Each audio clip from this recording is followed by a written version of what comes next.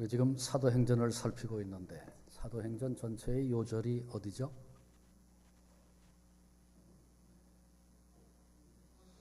사도행전 1장 8절. 그렇죠? 꼭 처음 듣는 얘기 같으신 표정들이 많으신데 아마 다 우리 암송하는 말씀이라고 생각합니다. 같이 한번 암송해 보실까요? 오직 성령이 너희에게 임하시면 너희가 권능을 받고 예루살렘과 온 유대와 사마리아와 땅 끝까지 이르러 내 증인이 되리라 하시니라. 아멘. 주님이 마지막 당부하시고 명령하신 말씀입니다. 그런데 이 같은 주님의 명령의 말씀이 사도행전을 통해서 이루어져 가고 있는 것을 우리들이 지금 살피고 있습니다. 사도행전 그러면 머리에 넣어두셔야 될 게 있는데 사도행전은 크게 세 부분으로 구성이 되어 있습니다. 그 첫 번째 부분은 1장부터 7장까지 예루살렘과 온 유대에 다니며 전도했던 활동들이 기록되어 있고요. 그 다음에 8장부터 12장까지 말씀에는 사마리아에서 전도했던 전도 활동이 거기 기록되어져 있습니다. 그리고 오늘부터 읽게 되는 사도행전 13장부터 마지막 28장까지는 땅끝까지 퍼져나가는 복음의 역사가 기록되어져 있습니다. 이 구조를 놓고 우리가 놓치지 말고 주목해야 할 것이 있는데 그것은 첫 번째 단계에서 두 번째 단계로 넘어갈 때, 두 번째 단계에서 세 번째 단계로 넘어갈 때 그 사이에 순교자가 있었고 새로운 교회가 시작되고 있는 이야기들을 우리가 보고 있습니다. 첫 번째 단계가 7장에서 끝나죠. 끝나면서 스데반 집사의 순교 이야기가 나옵니다. 그리고 8장에 넘어가면서 사마리아 전도 활동이 시작되고 그곳에 사마리아 교회가 시작되는 거 우리가 이미 살핀 바 있죠. 빌립이 사마리아에서 했던 그 사역들입니다. 그 다음에 이제 12장에 와서 야고보 사도의 순교, 야고보 사도를 헤롯이 죽였어요. 지난주에 우리가 살폈던 첫 서두에 있었던 그런 말씀이죠. 그리고 이제 13장이 안디옥 교회로부터 안디옥 교회 이야기로부터 시작이 되고 있는 것을 우리가 함께 잊지 말고 머리에 그 구조를 좀 넣어 놓으시면 좋겠습니다. 그런데 안디옥 교회는 11장 마지막 부분에서 이미 우리가 살펴본 바가 있습니다. 그러나 안디옥 교회의 중요성은 아무리 강조해도 지나치지 않다고 생각합니다. 그래서 오늘 그리고 다음 주에 계속 이어서 그러니까 안디옥 교회에 대한 이야기를 세 차례 우리가 나누게 되는 셈입니다. 만일 안디옥 교회가 없었다면 사도행전 13장에 우리가 읽었던 그 이야기 바울과 바나바를 안수하고 금식하고 안수해서 보내는 그 이야기 이후에 벌어지고 있는 사도행전의 역사는 없었을 것입니다. 그만큼 중요한 교회가 안디옥 교회입니다. 자동차가 엔진이 서서 스톱이 됐습니다. 그러면 이거 차에 문제가 있구나. 그래서 앞에 본네트부터 다 뜯어 제끼는 사람이 있습니까? 그런 사람 없습니다. 차가 서면 이게 연료계통의 문제인지 아니면 엔진이나 기계적인 결함이 있는 것인지 아니면 전기 부분 혹은 요즘 차는 IT가 다 거기에 접목되어 있으니까 그런 컴퓨터 기능 쪽에 문제가 있는 건지 먼저 점검해 보고 그 다음에 문제가 있는 곳을 찾아서 고치는 것이 당연합니다. 마찬가지로 우리 인생이 행복한 인생인가 내가 그런 삶을 살고 있는가 이런 문제를 점검해 보려고 하면 내 인생을 그냥 다 송두리째 다 잘라버리고 바꿔버리고 그러는 게 아니고 점검해야 할 것이 세 가지가 있습니다. 그 첫째가 하나님과 나와의 관계입니다. 하나님으로부터 임하는 은총, 능력의 그 생명선이 끊어지면 마치 전기가 단절되면 온통 깜깜해지는 것 같이 인생의 어두움이 덮이기 마련입니다. 그래서 하나님과 나와의 관계가 바른가 먼저 점검해야 되고요. 두 번째는 가정생활입니다. 하나님께서 우리 인생을 축복하시기 위해서 이 땅에 친히 세우신 기관이 가정입니다. 우리 가정이 하나님 보시기에 합당한가? 외로움도 고독도 치료하시고 그 안에서 안식도 힘도 얻게 하시는데 우리 가정이 하나님 보시기에 합당치 않은 부분은 없는가? 가정생활을 점검해 봐야 합니다. 그리고 세 번째가 마지막 세 번째가 교회 생활입니다. 교회는 영적인 축복을 위해서 하나님이 친히 세우신 기관입니다. 그래서 우리 신앙인들에게 있어서 교회가 잘못되면, 어떤 방면이든지 교회가 잘못되고 나면 우리 속에 있는 참된 기쁨과 즐거움은 사라집니다. 인생살이에 있는 재미도 느낄 수 없습니다. 왜냐하면 이것은 바른 그리스도인이라면 누구든지 그렇게 느낄 수밖에 없기 때문에 그렇습니다. 그러나 그럼에도 불구하고 많은 성도들이 올바른 교회 생활, 올바른 신앙 생활이 행복의 기본이 된다는 그 사실을 외면한 채 그냥 단지 교회 다니는 것으로 만족하며 오늘을 사는 경우들이 많습니다. 또 동시에 어떻게 교회 생활하는 것이, 어떻게 신앙 생활하는 것이 옳은 것인가를 잘 알지 못합니다.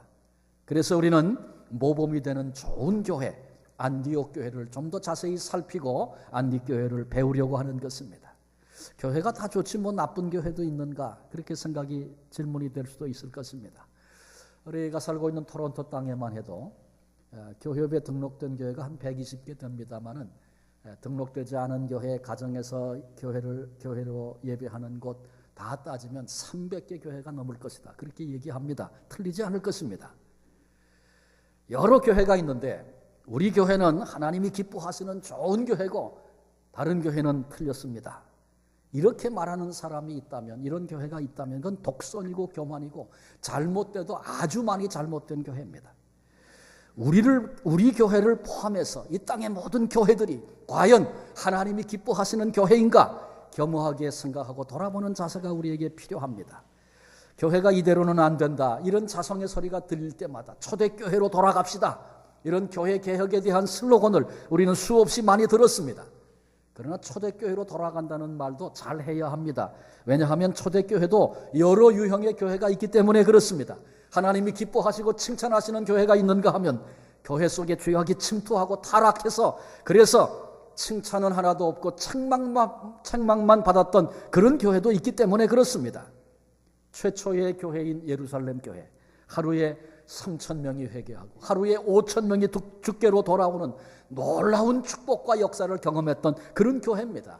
그러나 그럼에도 예루살렘 교회에는 치명적인 약점이 있었습니다. 그것은 바로 예수님께서 마지막으로 당부하여 맡기신 사명, 우리 주님이 승천하시면서 땅끝까지 이르러 복음의 증인이 되라고 명령하신 그 말씀을 무시하든지 외면하든지 순종하는 일에 더뎠던 교회가 예루살렘 교회였습니다.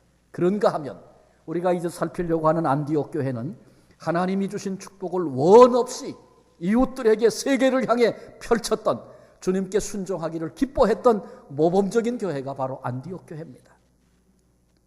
그러니 안디옥 교회는 모든 시대를 통틀어서 교회들이 모델로 삼아도 좋을 만한 그런 교회입니다. 안디옥 교회를 살피면서 우리도 이런 교회를 이루어가는 축복을 경험하고 그리고 올바른 교회 생활, 신앙 생활을 배우려고 합니다. 첫째로 오늘 생각할 것은 안디옥 교회는 이제 세 가지를 살필 텐데, 첫째로 이름 없는 사람들이 세운 교회였다. 함께 나누려고 합니다. 안디옥 교회가 유명세를 띠고 있는 사람들이 막 몰려와서 부흥된 교회가 아니고요, 유능한 인물들이 많아서 모범적인 교회가 된 그런 경우도 아닙니다. 오히려 이름도 빛도 없는 사람들이 세운 교회가 안디옥 교회였습니다. 그러나 그럼에도 아주 분명하고 확실한 것 하나 있는데, 그것은 신앙의 분명한 체험을 가진 사람들이 세운 교회다라고 하는 것입니다. 11장 19절 20절에 스데반이 순교하고 그리고 환란이 교회 앞에 몰려왔을 때에 흩어진 자들, 이름도 없는 사람들입니다. 그냥 흩어진 자들, 그렇게 본문이 얘기했어요. 단지 환란을 피해서 흩어진 자들이 안디옥까지 이르게 되었고 거기서도 전도하면서 그곳에 교회가 세워지게 됐다, 그런 얘기입니다. 예수님을 믿고 축복을 많이 받고 그리고 하나님의 영광이 나타나고 힘을 얻고 그래서 주님을 증거하고 얼마나 멋있고 좋습니까? 아마 다 그거 원하지 않겠어요? 그런데 오히려 예수님 때문에 죽기도 하고 도망도 가고 심지어 가족과 이별도 해야 했고 재물도 기득권도 다 포기한 채 예루살렘을 떠나 흩어진 자들, 그들이 마침내 안디옥까지 이르게 됩니다. 다 포기했지만 그래도 포기할 수 없는 것이 있었습니다. 그것이 바로 예수 그리스도 우리 주님이었습니다.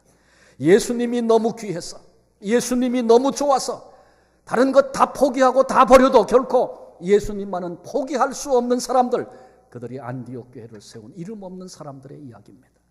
이런 신앙, 이런 믿음이 환난을 통해서 입증된 사람들, 그래서 그들의 신앙은 체험적인 신앙이다, 그렇게 말할 수 있습니다.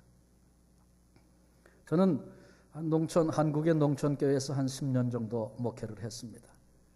농사 짓는 걸 이렇게 봤는데 모내기 하죠. 모내기, 봄철 되면. 지금은 기계로 다 한다 그래요. 근데 그때는 줄을 띄우고 이렇게 하는데, 그 모가 어디서 나옵니까? 모판에서 모가 자라서 그게 어느 정도 자라면 그걸 갖다가 이제 논에 심는 겁니다. 그런데 모판에 그 모를 내릴 때 먼저 하는 게 있어요. 뭐냐 하면 물에다가 소금을 탑니다. 그리고 계란을 거기다 하나 넣어놓고 그 계란이 둥 떠오를 때까지 소금을 넣는 거예요. 그래서 계란이 떠오르고 나면 그곳에다가 이제 모판에 심을 벽실을 거기다가 다 넣습니다. 넣고 나면 얼마 시간이 지나면 어떤 거는 위로 떠오르고 어떤 건 저 밑에 그냥 가라앉아 있어요. 그러면 떠오른 건 다 버립니다. 그거는 좋은 씨가 될 만한 그런 것이 아니고 어떤 거는 쭉정이고 어떤 건 덜 익었고 그런 거예요. 그런 건 다 빼버리고 저 밑에 가라앉아 있는 부실한 것들은 다 버리고 아주 비중이 높은 꽉 찬 알곡인 그 씨앗을 그곳에 심습니다. 모판에 그것이 심겨지고 나중에는 이제 그것을 논에다가 옮겨 심어서 거기서 벼가 자라나 이제 열매를 맺게 되는 것이죠. 추수를 한 다음에도 혹시 여러분 기억하십니까? 옛날에 키질하는 거. 처음 들어보시는 얘기 같아요. 아마 많은 분들이 보셨죠, 시골에서. 그래서 거기다가 다 이렇게 놓고는 키질을 하면, 특히 바람을 등지고 이렇게 사면 그 위에 쭉정이 가벼운 건 다 날아갑니다. 뭐 바람이 안 불어도 하면 다 떨어지게 돼 있어요. 그리고 알곡과 쭉정이를 그래 키질을 통해서 구별합니다. 이걸 보면서 말이죠, 소금물에 넣어서 쓸데없는 거는 다 구별해내고 알곡 골라내고 키질을 해서 또 불필요한 거 다 제거하고 알곡만 골라내는 거.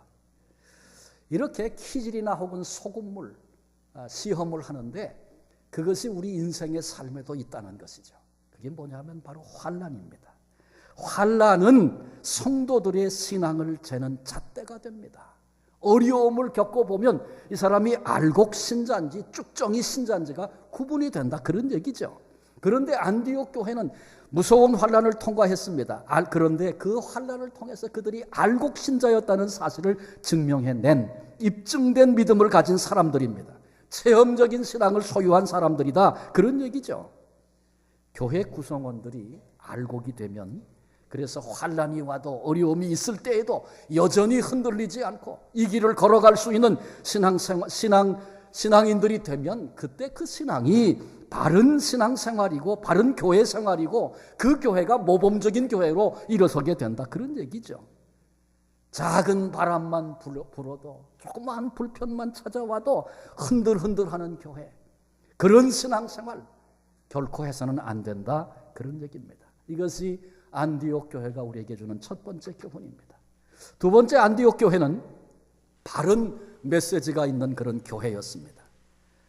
이 말은 안디옥 교회는 설교 잘하는 위대한 설교자가 있었다, 그런 얘기가 아닙니다.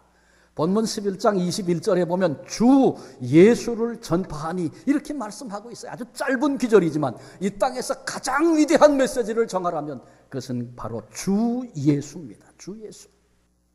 언제부턴가 한국교회 강단에 예수 그리스도가 없는, 십자가가 없는 설교가 선포되고 있다, 이렇게 염려하는 소리들이 들립니다. 지나친 우려가 아니라고 생각합니다. 크리스천 가운데, 목사 가운데, 교수 가운데, 심지어 다른 종교의 구원이 있다, 종교다원주의를 얘기합니다. 여러분, 그렇다면 예수님 없이도, 십자가 없이도 구원받을 수 있다는 얘기입니다. 예수님이 왜 그러면 이 땅에 오셔야 했습니까? 예수님이 왜 십자가에 죽으셔야 했습니까? 다른 길이 없기 때문에, 다른 방식으로 되지 않기 때문에. 그러므로 바른 메시지인 이 예수 그리스도를 선포하고 예수 그리스도의 그 이름을 높일 때 거기 참된 역사가 일어나는 것입니다. 자석을 가지고 모래밭에 이렇게 휘저으면 거기 떨어져 있던 모든 쇠붙이가 다 자석에 달라붙습니다. 이와 마찬가지로 주 예수를 증거하고 주 예수 그리스도의 그 이름을 높일 때 거기 생명들이 그 앞으로 나오는 역사가 있는 것입니다. 영국 옥스퍼드대에 와이테드라고 하는 박사님이 한 분 있었어요. 이분은 위대한 수학자요, 철학자요, 교육학자로 알려진 분인데 하루는 대학 군회를 지나가다가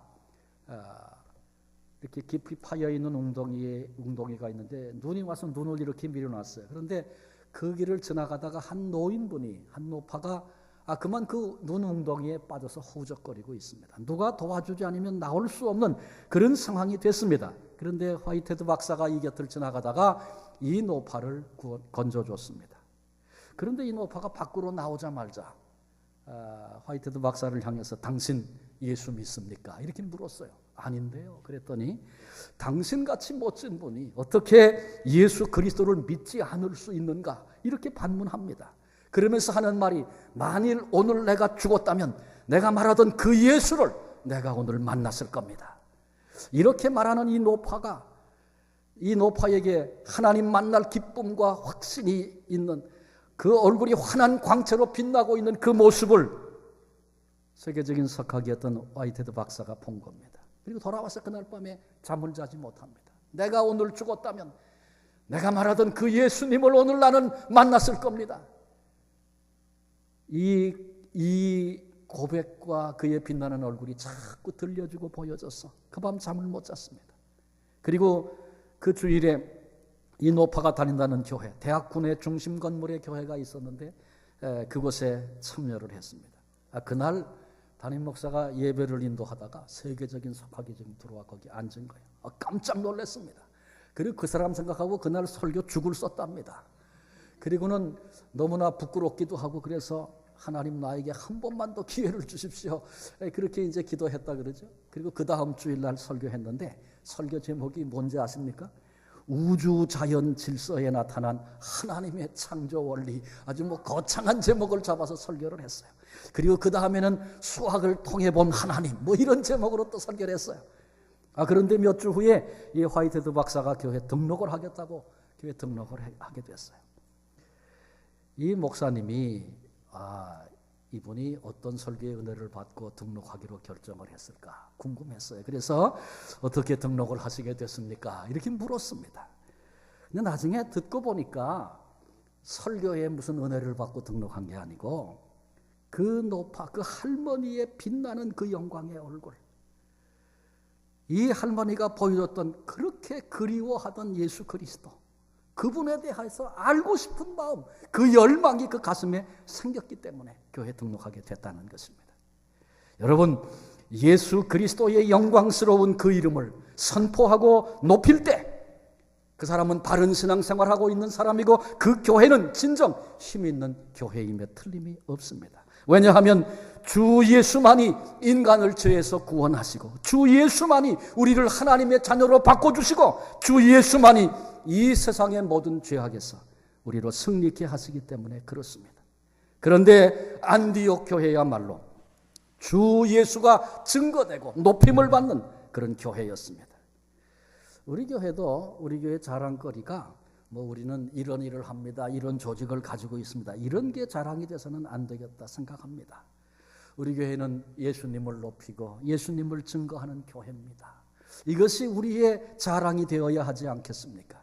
우리 교회 나오면 예수님에 대해서 잘 알게 됩니다. 우리 교회 나오면 예수님을 사랑하게 됩니다. 이것이 교회 자랑이어야 될 것입니다.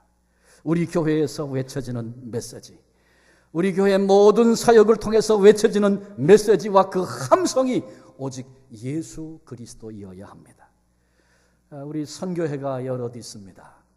열심히 사역하시는 것 참 감사합니다. 늘 점검해야 될 거 있습니다. 스포츠 선교에서 운동은 열심히 잘하는데 예수 그리스도는 거기 없어. 그러면 그건 문제입니다. 병원 양로원 가서 봉사는 잘하는데 예수 그리스도는 없어. 그러면 잘못 가고 있는 겁니다. 우리가 어떤 사역을 하고 어떤 봉사와 어떤 섬김을 할지라도 그것을 통해서 예수 그리스도가 증거되고 주의 이름이 높임을 받는 그런 사역이 되도록 우리의 마음을 드려야 합니다. 멋진 향기 하면서 이번에 예수 안 믿는 분들, 주님 모르는 분들 7분 와서 참 사랑으로 잘 섬겨주시고 있어서 참 감사하고 있는데, 이 사역을 통해서 우리가 사랑하는 것 필요한 일이죠. 그런데 이 사랑이 예수님 때문에 시작됐어요. 단지 인간적인 사랑으로 끝나는 것 아니라 내 속에 있는 예수님이 증거되고 주님의 이름이 높임을 받는 그런 사역이 될 수 있도록 계속해서 우리가 방향을 수정하고 그런 마음으로 나아가는 그런 교회 되어져야 합니다. 그래서 우리 교회 안에 예수는 주라고 하는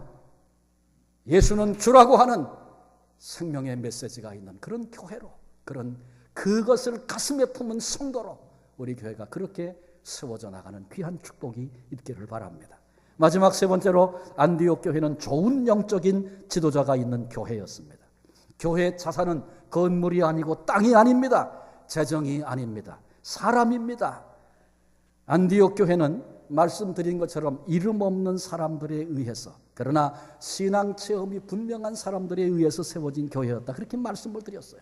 그리고 이 사람들이 일어나서 예수님을 전하고 예수님을 높일 때 거기 놀라운 역사가 있었습니다. 21절에 보니까 주의 손이 그들과 함께 하시며 수많은 사람들이 믿고 주께 돌아오더라. 주님을 높이니 주의 손이 그들과 함께 하소서. 교회가 큰 부흥을 경험하게 됩니다. 그 다음에 이제 13장 1절을 보세요. 안디옥 교회에 선지자들과 교사들이 있으니 곧 바나바와 니게르라 하는 시므온과 구레네 사람 루기오와 분봉왕 헤롯의 젖동생 마나엔과 및 사울이라. 이름 없는 사람들에 의해 세워진 안디옥 교회에 이제 유력한 인물들이 일어나기를 시작합니다. 이것은 지금 안디옥 교회 안에 복음이 강하게 역사하고 있다, 복음이 계속적으로 흘러가고 있다는 사실을 우리에게 보여주고 있는 얘기입니다. 여러분, 이 역사가 계속 이어지지 못하면 개척 멤버 한계를 뛰어넘지 못하는 교회가 돼버리고 맙니다. 세상에는 그런 교회도 많이 있어요. 개척 멤버 아주 교회 안에 중요한 사람입니다. 그 사람 눈에 벗어나면 거기서 자리를 잡질 못합니다. 개척 멤버의 한계를 뛰어넘지 못하는 거예요. 나보다 더 잘하고 나보다 더 똑똑한 사람이 나타나는 걸 용납하지 못하는 거예요. 그래서 그 한계에 갇혀 있는 교회가 이 땅에도 얼마나 많은지 모릅니다. 그런데 우리는 안디옥 교회를 보면서 나보다 뛰어난 인물이 등장하는 것을 기대하고 그것을 기뻐할 수 있는 그런 안목과 자세가 우리에게 있어야 합니다. 근데 이 안디옥 교회, 이름도 없는 사람이 시작해서 세워졌는데 그곳에 이같이 유력한 사람들이 일어나기 시작하는 겁니다. 그게 은혜고 그게 축복입니다. 첫째가 바나바입니다. 그는 구브로 출신 레위족으로서 본명은 요셉이라고 하는 사람이고 구제와 봉사에 앞장섰던 사람입니다. 예루살렘 교회 형제들로부터 위로의 아들이라는 별명을 얻었고 존경받는 지도자요, 성품이 온화해서 처사가 원만했던, 모든 처사가 원만했던 그런 인물이었습니다. 그런데 바나바가 예루살렘에서 안디옥 교회에 와서 그의 사역과 그의 크기가 더 커집니다. 좋은 사람인데 와서 거기서 죽는 일 얼마나 많이 있습니까? 무너지고 주저앉고 죽습니다. 그런 일도 있어요. 근데 바나바가 와서 바나바가 사역의 주도권을 가지고 그가 일어서서 위대한 자리에 서죠. 그 다음에 니게르라고 하는 시므온 얘기가 나옵니다. 니게르라는 말은 흑인을 의미하는 것인데 많은 성경학자들이 이 니게르라 하는 시므온이 바로 예수님이 십자가를 지시고 가다가 넘어지고 잔인한 로마 경정이 볼 때에 더 이상 안 되겠다고 여겨서 지나가던 한 사람 끌어다가 그 십자가를 대신 지게 해서 골고다까지 지고 올라갔던 그 이야기 기억하시죠? 그 사람의 이름이 뭡니까? 구레네 시몬입니다. 그래서 구레네 시몬이 여기 안디옥 교회 니게르라 하는 시므온, 그 사람일 것이다. 많은 성경학자들이 그렇게 추측을 합니다. 뭐 그게 맞냐 안 맞냐 저는 그런 것을 얘기할 실력도 없고 그런 사람 못 됩니다만은, 그러나 그것을 전제하고 생각해 보니 이 시므온이 했던 역할이 얼마나 컸겠나 생각을 해봅니다. 시므온이 무슨 얘기했겠어요? 예수님이 지셨던 십자가. 하나님께서 인간의 몸을 입고 이 땅에 오셔서 그 고통과 고난 옆에서 지켜봤던 그 주님, 그 길을 묵묵히 걸으시던 주님에 대해서 얼마나 그가 증거를 많이 했겠습니까? 생생하게 십자가를 바로 주님 곁에서 경험했던 그 한가운데 서 있었던 이 시므온의 역할이 얼마나 컸겠어요. 형제들로부터 많은 사랑을 받지 않았겠습니까? 성경에 보면 이 구레네 시몬의 아들이 알렉산더고 루포고 두 사람이 있는데 다 초대교회 좋은 지도자들로 소개되고 있습니다. 그리고 구레네 시몬의 아내가 있는데 그 아내는 사도 바울이 내 어머니다 그렇게 말할 정도로 루포의 어머니 곧 나의 어머니, 로마서 16장에 보면 그런 표현을 바울이 하고 있어요. 그러니까 바울로부터 내 어머니라고, 영적인 어머니라고 그렇게 고백할 만한, 그러니 그 가정 전체가 얼마나 귀하게 주의 복음을 위하여 사용됐는지 생각할 수 있지 않습니까? 그 다음에 루기오, 이 사람도 구레네 사람입니다. 시므온과 함께 북아프리카로부터 왔던 유능한 교사입니다. 네 번째가 마나엔, 세례 요한의 목을 뱉던 헤롯 안디바의 젖동생이었다. 젖동생이라는 말은 함께 성장했다는 말입니다. 그 말만 보아도 이 사람은 귀족 출신인데 그리스도인이 된 사람입니다. 그리고 마지막 다섯 번째가 사울입니다. 바울의 이전 이름이죠. 앞으로는 이제 바울이라는 이름으로 이 사람이 불려지게 될 텐데, 이 사울이 얼마나 위대한 지도자였는가는 더 이상 설명할 필요가 없습니다. 앞으로 우리가 보게 될 것입니다. 안디옥 교회를 복된 교회다 그렇게 말할 수 있는 것은 유력한 인물들이 일어난 교회이기 때문에 그렇습니다. 이 말씀을 들으면서 속으로 무릎을 탁 치면서, 맞아, 교회는 인물이 있어야 되는데 우리 교회는 인물이 없어. 혹시 이렇게 생각하고 반응하는 사람이 있다면 지극히 어리석은 사람입니다. 이런 문제에 대해서 우리가 깊이 명심해야 될 것 세 가지 있습니다. 한 가지는 각자 나 자신이 교회 안에서 주님의 쓰시기에 합당한 일꾼이 되어야 한다는 것입니다. 그래서 주님이 우리를 부르신 것입니다. 단지 일주일에 한 번 와서 예배하는 것으로 만족하지 말고, 내가 주님이 쓰시기에 합당한 일꾼인가? 주님이 원하실 때, 주님이 필요로 하실 때 손을 내밀고 달려갈 수 있는 그런 주님의 내가 일꾼인가 생각하고 그 일을 사모하고 하나님 앞에 쓰임받는 일꾼들로 한 분 한 분 모두가 다 일어나는 귀한 축복이 있어지시기를 바랍니다. 그 다음에 두 번째는 우리 중에 유능한 일꾼을 발견하고 발굴하고 육성해서 주님이 쓰시기에 합당한 일꾼들이 많이 일어나는 그런 교회가 되도록 기도하고 그 일을 해야 합니다. 내 주변의 형제를, 내 주변의 자매를 보면서 그 속에 있는 하나님이 쓰시기만 하면 위대하게 빛날 한 사람 한 사람의 소중함을 느끼고 아무개가 주 안에서 일어나 복음을 위해서, 하나님 나라를 위해서 값지게 쓰임받는 그런 생애, 그런 존재 되게 해 주십시오. 기도하고 격려하는 일이 우리에게 필요한 것입니다. 마치 바나바가 사울을 보았는데 그 속에 위대함이 있어. 하나님이 붙잡기만 하시면 귀하게 쓰여질 일들 그가 보았기 때문에 모든 사람이 다 반대할 때 기꺼이 바나바는 사울을 예루살렘 교회에 추천도 했고, 그리고 안디옥에서는 하나님의 역사의 무대에 친히 그를 끌어내서 그로 하여금 하나님을 섬기게 했던 그런 안목이 바나바에게 있었잖아요. 우리 모두가 다 마찬가지입니다. 서로 서로를 향해서 당신을 향한 하나님의 계획이 있어요. 한번 하나님께 헌신해 보세요. 하나님이 귀하게 쓰실 거예요. 그래서 그 일을 위해서 기도로 돕는 그런 격려가 우리 모두에게 필요한 것입니다. 마지막 세 번째는 현재 주님을 위해서, 교회를 위해서 일하고 있는 일꾼들을 귀중히 여기고 아껴주고 믿어주고 밀어주는 일입니다. 현재 일꾼들은 무시하면서 새로운 좋은 일꾼이 일어나기를 기대한다면 그건 불가능한 일입니다. 현재 우리에게 주신 하나님의 은혜, 왜 보내셨고 왜 그 사람이 거기 있을까를 생각하면서 그것을 귀하게 감사하게 생각하고 신뢰해주고 그리고 밀어주는 그런 협력하는 그런 마음들이 있을 때 그 속에 하나님께서 위대한 일꾼들을 일으키시는 것입니다. 안디옥 교회 무명의 사람들이 시작했어요. 거기는 위대한 사람들 없었어요. 그런데 그 속에서 그 역사가 시작되고 일어난 것입니다. 우리 교회가 이 세 가지를 명심하고 사람이 일어서는 것, 인물이 사람이 교회 자산이다, 그렇게 생각하고 우리가 그런 교회로 세워지기 시작할 때 우리도 안디옥 교회가 누렸던 그 놀라운 축복을 받고 누리는 그런 역사가 있을 줄로 믿습니다. 역사가 외인 믹스는 예수님의 십자가 사건이 있은 후 불과 10년, 20년 얼마 되지 않아서 헬라의 모든 도시, 로마의 모든 도시가 기독교 복음의 거점이 되었다고 그는 그렇게 말합니다.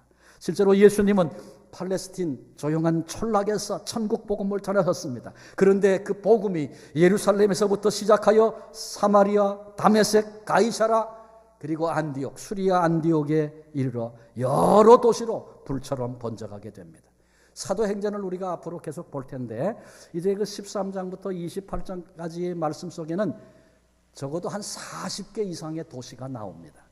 근데 이 도시들은 그 당시 고대의 모든 지역에 아주 유명한 그런 도시들을 총망라한 것이다, 그렇게 보아도 좋습니다.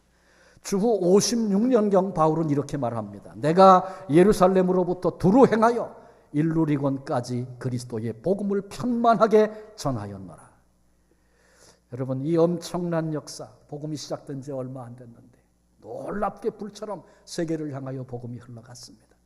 그런데 이 엄청난 일에 안디옥 교회가 귀하게 사용이 되었다는 것입니다. 이 거대한 복음의 문을 연 그 출발이 안디옥 교회였다는 것이죠. 그 부분에 대해서는 다음 주에 좀 더 자세히 살펴보려고 합니다. 오늘 우리는 안디옥 교회가 어떤 교회였느냐라고 할 때 우리가 어떤 부분을 배우고 우리도 그런 교회, 그런 성도가 그런 신앙생활을 하는 사람이 되어야 할 것인가 라고 하는 문제에 있어서 세 가지를 살폈습니다. 이름 없는 사람들이 세운 교회였다. 그러나 신앙 체험이 분명한 사람들이었다. 그러니까 우리는 어떤 사람이 되어야 된다는 거예요? 우리는 신앙 체험이 있는 사람, 그런 신앙생활, 그런 교회생활 해야 된다는 거죠.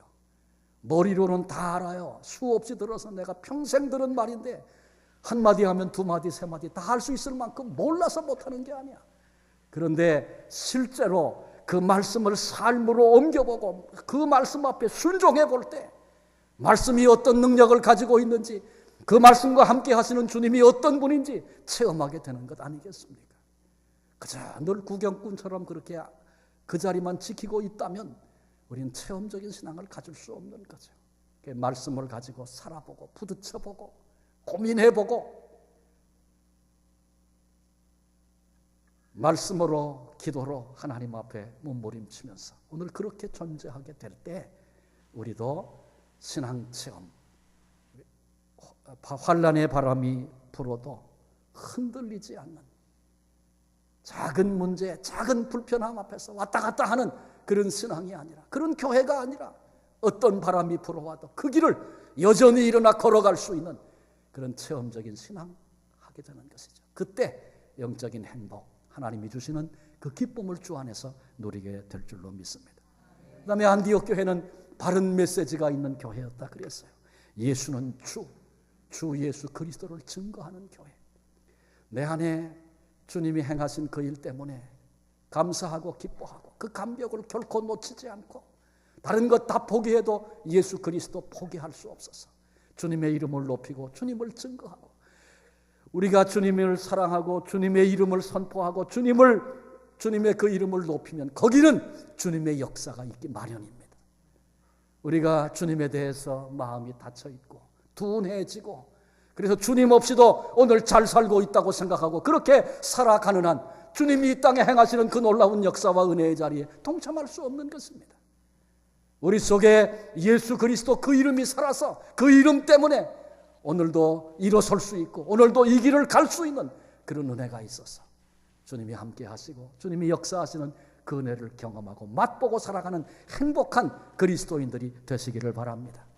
그 교회에 좋은 영적인 지도자들이 있었다 그랬어요. 이 문제 앞에는 세 가지를 우리가 놓치지 말아야 된다 그랬죠. 내가 좋은 일꾼으로 하나님 앞에 서리라. 주님 나를 써주십시오. 그 다음에 내 주변에 있는 형제와 자매들, 그들 속에 있는 하나님의 형상과 각양 은사들, 주께 붙들리기만 하면 위대하게 쓰임받을 그런 것들을 바라보면서 위에서 기도해주고 나보다 더 뛰어난 일꾼이 일어나는 것을 그렇게 기뻐하면서 우리 속에 하나님의 좋은 지도자들이 일어날 수 있도록 그 일에 함께 마음을 묶어야 하고, 마지막 세 번째는 이미 우리에게 주신 일꾼들, 세워주신 일꾼들 귀중히 여기고 또 믿어주고 밀어주고 그 사역에 함께 협력하고 동참해서 우리가 나아가기 시작할 때 안디옥 교회에 그 유력한 일꾼들이 일어났던 것처럼 우리 교회도 이렇게 귀한 분인지 이제 알았어요. 이런 감사들이 생겨나고 위대한 유력한 일꾼들이 일어나서 이 마지막 시대에 하나님이 기뻐하시는 일들 앞에 그렇게 쓰임받으며 그것이 우리 모두의 기쁨이 되고 하나님께 영광을 돌리는 그런 삶들 우리가 맛보며 신앙생활을 해야 하지 않겠습니까? 안디옥 교회의 복되고 아름다운 그 모습이 우리 교회 안에도 우리 성도들 속에도 있어서, 그래서 주님을 기쁘시게 해드릴 뿐만 아니라 귀한 교회를 함께 이루어가고 하나님의 역사 앞에 아름답게 쓰임받는 우리 모두가 되어지시기를 주님의 이름으로 축원합니다. 기도하시겠습니다. 하나님 감사합니다. 오늘 안디옥 교회 모습도 살피면서 우리가 교회 생활을, 신앙생활을 어떻게 해야 하는지, 우리가 어떻게 이때에 모범적인 교회로 하나님을 기쁘시게 해드리고 하나님의 역사 앞에 쓰임받는 교회가 될는지 여러 가지 생각들을 함께 나눴습니다. 주님, 성령께서 우리의 눈을 열어주셔서 내게 부족된 부분이 무엇이며 우리 교회가 더 눈이 열리고 나아가야 할 방향이 어떤 곳인지 주님 보게도 알게도 하시고 이 마지막 시대에 이름만 교회, 이름만 성도인 그런 우리들이 아니라 하나님의 역사 앞에 꼭 필요한 귀중한 사명을 감당하는 안디옥 교회와 같은 교회로 일어나 이 땅에 귀한 사명 감당해내는 그런 역사가 있도록 주님, 우리 한 분 한 분 교회를 이루고 있는 우리 한 분 한 분을 그렇게 붙잡아 사용해 주시고 우리 교회가 그런 교회로 마지막 때에 쓰임받도록 하나님 은혜를 부어 주시옵소서. 우리 속에 사명이 회복되면, 우리 속에 신앙이 회복되면, 우리 속에 헌신이 회복되면 그 속에 참된 행복이 있고 기쁨이 있고 삶의 이유가 있고 오늘 내 삶을 다 던져도 아깝지 않을 그런 가치들을 붙잡고 살게 될 줄로 믿습니다. 주님, 우리 속에 이 비밀이 깨달아지고 시작되는 역사가 있도록 성령께서 우리 모두를 붙잡아 주시옵소서. 우리를 이미 이 은총의 복된 자리에 불러내신 예수 그리스도의 이름으로 감사하며 기도하옵나이다. 아멘.